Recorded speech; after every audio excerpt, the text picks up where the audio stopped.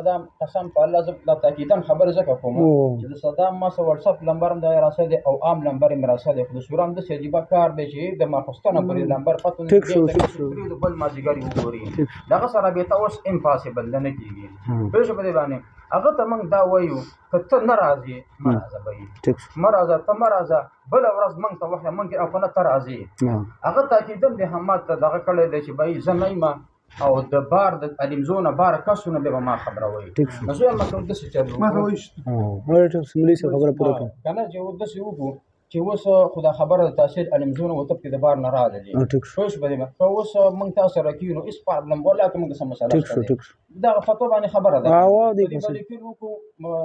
دغه تنقیحات د وشي هغه نه بعد مناظرین او مکان ارسه وټاکل شي او مسله کې دا جوړه کې چې ار یو مشر موږ نه غواړي منګه د دین دی مثلا د خفه شي خو موږ ته مثلا دغه جوړه کې ځان بم دغه کې اصول دی فوای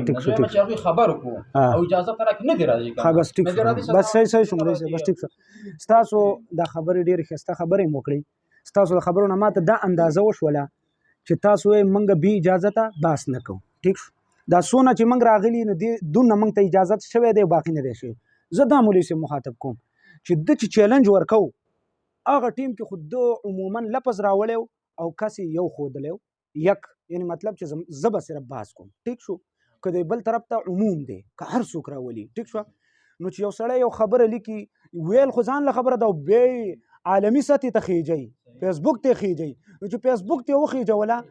نو هغه ټیم کې خو به د اجازت غوښتي کنه اجازت به غوښتي ټیک شو چې اجازت یې غوښتي د دوباره اجازت ته ضرورت نشته او یو منټ